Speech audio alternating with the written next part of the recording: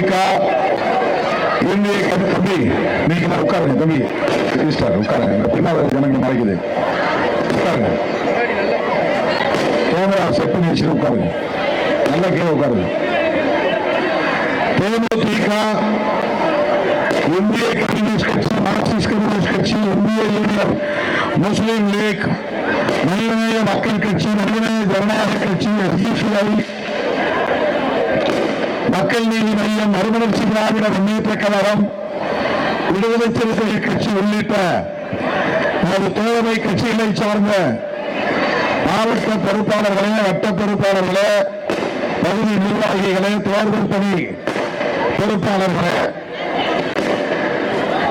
கண்ணுக்கெட்டிய தூரம் கருமணத்தில் கொண்டிருக்கிற கொளத்தூர் தொகுதி வாழ் வாக்காளர் பொதுமக்களே என் உயிரின் உயிரான விடுதலை சிறுத்தைகளே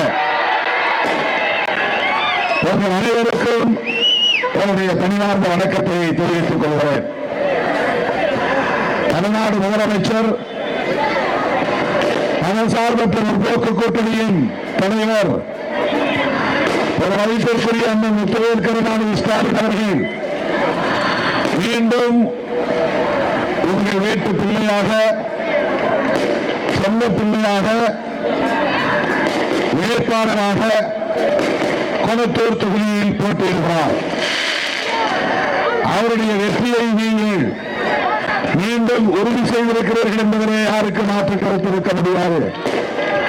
ஆனாலும் அவருக்காக பிரச்சாரம் செய்கிறேன் என்கிற மகிழ்ச்சிக்காக நான் கொளத்தூர் தொகுதிக்கு வந்திருக்கிறேன்.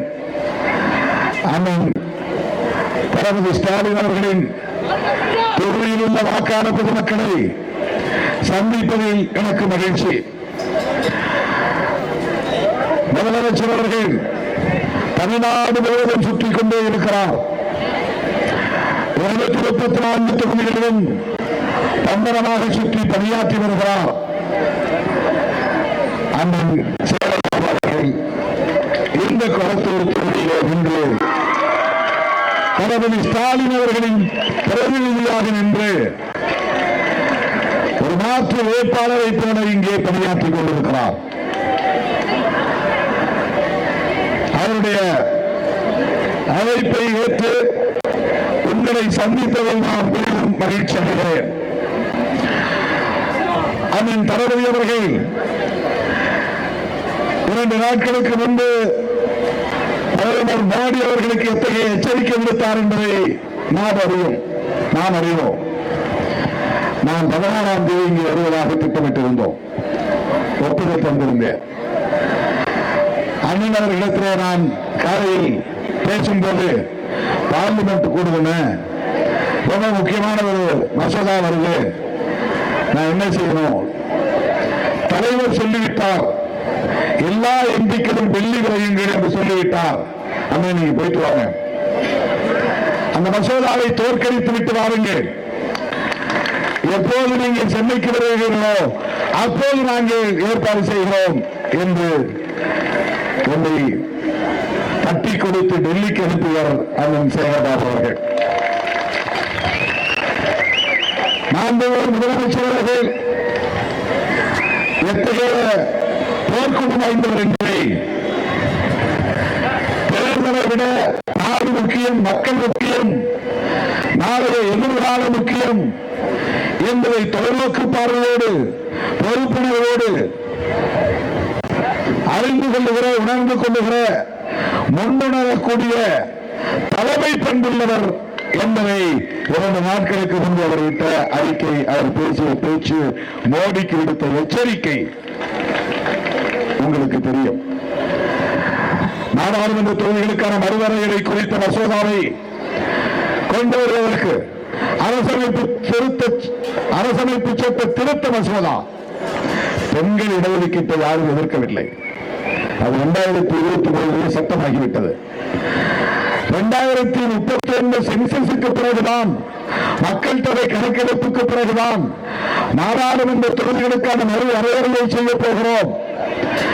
அதன் பின்னர்தான் பெண்களுக்கான இடஒதுக்கீட்டு சட்டத்தை நடைமுறைப்படுத்துவோம் என்று சொன்ன மோடி, அமித்ஷா பிஜேபி, RSS அவசரமாக தமிழ்நாட்டில், கேரளாவில், மேற்கு வங்கத்தில் தேர்தல் நடைபெற்றுக் கொண்டிருக்கிற, பிரச்சாரம் நடைபெற்றுக் கொண்டிருக்கிற சூழலில் திருட்டுத்தனமான ஒரு சதி முயற்சி.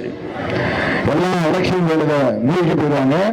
தமிழ்நாட்டில இருந்து பாதிக்கு மேல வரமாட்டாங்க, மேற்கு வங்கத்திலிருந்து வரமாட்டாங்க, நமக்கு 2/3 மெஜாரிட்டி கிடைச்சதுன்னு நினைச்சாங்க. ஆனால் உடனே நெருப்பை பற்ற வைத்தவர் நம்முடைய முதலமைச்சர், நம்முடைய கூட்டணியின் தலைவர் சொன்னார், நமக்கு தேர்தலை விட அதுதான் முக்கியம், தேர்தலை விட அதுதான் முக்கியம். இதுதான் முத்துவேல் கருணாநிதி ஸ்டாலின் அவர்கள். ஒரு எலெக்ஷன் முக்கியம் இல்ல, வேற எல்லாம் அப்படியே விட்டுட்டு போங்க. 16ஆம் தேதி பிரச்சாரமா வேண்டாம், கிளம்புற டெல்லிக்கு. இங்க நான் வர வேண்டிய டெல்லிக்கு போறேன். அவர்களுக்கு ஆதரவாக 198 பேர் ஓட்டு போட்டாங்க. அந்த முத்துவேல் கருணாநிதி ஸ்டாலின் அவர்கள் எடுத்த முன்முயற்சிக்கு ஆதரவாக 230 பேர் ஓட்டு போட்டாங்க. மிகப்பெரிய தோல்வி. மோடி, அமித்ஷா கும்பல் மண்ணை கவியது. நாடாளுமன்ற தொகுதி வரையறை இப்ப 39 தொகுதி இருக்கு. அது அப்படியே 50% அங்க கூட்டம், உங்களுக்கு 59 வந்துடும். அப்படி கூட்டக்கூடாது, அது உங்களுடைய வேலை இல்லை. எங்க கருத்தை கேளுங்க, அதுதான் முதலமைச்சர் சொல்றது. தென் மாநில முதலமைச்சர்களின் கருத்தை கேளுங்கள், தென் மாநில அரசியல் கட்சி தலைவர்களின் கருத்தை கேளுங்கள், டீலிமிட்டேஷன் கமிட்டி போடுங்க. அதன் பிறகு நாம சொல்றோம், ஒரு காலத்தில் ஃபேமிலி பிளான் வந்துச்சு, குடும்ப கட்டுப்பாடு திட்டம். அந்த வட இந்தியாவில் எவனும் கடைபிடிக்கல, நாங்க ரொம்ப சின்சியரா கடைபிடிச்சோம். இன்னைக்கு மக்கள் தொகை அங்க பெருகி போச்சு, பல மடங்கு. உத்தரப்பிரதேசம், மகாராஷ்டிரா, பீகார், மத்திய பிரதேசம், ஒடிசா இதெல்லாம் பெருகி போச்சு. நம்ம இங்க நாமே ஒருவர் நமக்கு ஒருவர் அப்படின்னு சொல்லி, நாம் ஒருவர் நமக்கு ஒருவர் அப்படின்னு சொல்லி, நாமே குழந்தை நமக்கு ஏன் குழந்தை இப்படி எல்லாம் விளக்கம் எழுதி, இப்ப வீடு ஒரு புள்ள 2 புள்ள தான். குடும்ப கட்டுப்பாடு அவ்வளவு தீவிரமாக நடைமுறைப்படுத்திய மாநிலம் தமிழ்நாடு, கேரளா, ஆந்திரா, தெலுங்கானா. அதனால மக்கள் தொகை விகிதாச்சார அடிப்படையில் இங்க கூடுதலா இல்லை. அதனால்தான் இந்த வட இந்தியாக்காரன் கூட இங்க வேலைக்கு வரான். வேலைக்கு ஆள் பஞ்சமாக இருக்கிறது இப்போது. ஆனால் உத்தரப்பிரதேசத்தில் மக்கள் தொகை கூடிடுச்சு. அந்த மக்கள் தொகை அடிப்படையில் தொகுதிகளை வரையறை செய்தால் அங்கே அதிகமான தொகுதி வந்துடும். அதுக்கப்புறம் தென்னிந்தியாவிலே அந்த MP ஜெயிச்சாலும் ஜெயிக்கானாலும் வட இந்தியாவிலே ஜெயிச்சு திரும்ப அவனே நாட்டின் பிரதமராக இருக்க முடியும். இப்படிப்பட்ட ஒரு சதி திட்டத்தை தீட்டி ஒரு தொகுதி வரையறைக்கான மசோதாவை கொண்டு வந்தவுடன் விழிப்புணர்வு பெற்று உடனடியாக எதிர்வினையாற்றிய தலைமை பெண்ணுள்ள தலைவர் அண்ணன் முத்துவேல் கருணாநிதி ஸ்டாலின். அதனால் நாங்கள் போனோம். எல்லா மாநிலமும் அவுட்டாயிட்டான். தென்னிந்திய மாநிலங்கள் எல்லா மாநிலங்களும் விழிப்பாயிட்டாங்க. எல்லாம் கட்டுக்கோப்பாக இருந்து காங்கிரஸ், திரிணாமுல் காங்கிரஸ், திராவிட முன்னேற்ற கழகம், இடதுசாரி கட்சிகள், விடுதலை சிறுத்தைகள், மதிமுக, இஸ்லாமிய கட்சிகள், முலாயம் சிங் யாதவுடைய கட்சி SP எல்லாம் கட்டுக்கோப்பாக இருந்து 230 பேர் மிகப்பெரிய சம்பத்து அடி. பாஜக இதுபோல ஒரு தோல்வியை சந்தித்திருக்கவே முடியாது. குளத்தூர் தொகுதிக்கு கிடைத்திருக்கிற வேட்பாளர் தொலைநோக்கு பார்வை உள்ள ஒரு தலைவர் நடந்துவிடக் கூடாது. தமிழ்நாட்டை பாதுகாக்கிற ஒரு தலைவர், தென்னிந்திய மாநிலங்களை பாதுகாக்கக்கூடிய தலைவர், எதிர்காலத்தை பாதுகாக்கக்கூடிய தலைவர், அந்த கனவுகளோடு நம்மை வழிநடத்தக்கூடிய தலைவர், 9 ஆண்டுகளாக ஒரு கூட்டணியை கட்டுக்கோப்பாக வைத்திருக்கிற தலைவர், இந்திய அரசியலில் எந்த ஊரிலும் எந்த மாநிலத்திலும் தேர்தலுக்கு கூடுகிற கூட்டணி உடனே கலந்துவிடும். அடுத்த தேர்தலில் தான் கூட்டணி உருவாகும். ஆனால் 2016 காவிரி நீர் பயணம் மேற்கொண்ட அன்றைக்கு முதலமைச்சர் இல்லை, அண்ணன் முத்துவேல் கருணாநிதி ஸ்டாலின் அவர்கள் கைகோர்த்த திருமாவளவன் இன்றைக்கும் கைகோர்த்து நிற்கிறான். அன்றைக்கு கைகோர்த்த மதிமுக, அன்றைக்கு கைகோர்த்த இடது கம்யூனிஸ்டுகள், அன்றைக்கு கைகோர்த்த காங்கிரஸ் இன்றைக்கு இந்த கூட்டணியை தொடர்கிறோம் என்று சொன்னால் அதற்கு நாம் அனைவரும் பேசுகிற அரசியல் ஒரு காரணம், அண்ணன் தளபதி அவர்கள் அனுபவத்தின் ஒரு காரணம். அப்படிப்பட்ட ஒரு மகத்தான ஆளுமை இந்திய மாநிலங்களுக்கெல்லாம் வழிகாட்டக்கூடிய வகையிலே விடுவிப்பதனும் மகளிருக்கு உரிமை தொகை, மகளிர் உரிமை தொகை 1000 இப்போது 2000 வழங்கப்படும் என்று அறிவித்திருக்கிறார். நான் முதல்வன் திட்டம், தமிழ் முதல்வன் திட்டம், பிள்ளை பெண் திட்டம், காலை சிற்றுண்டி திட்டம், மாணவர்களுக்கு 35 லட்சம் பேருக்கு லேப்டாப், இதெல்லாம் எந்த மாநிலத்திலும் எந்த மாநிலத்திலும் கிடையாது.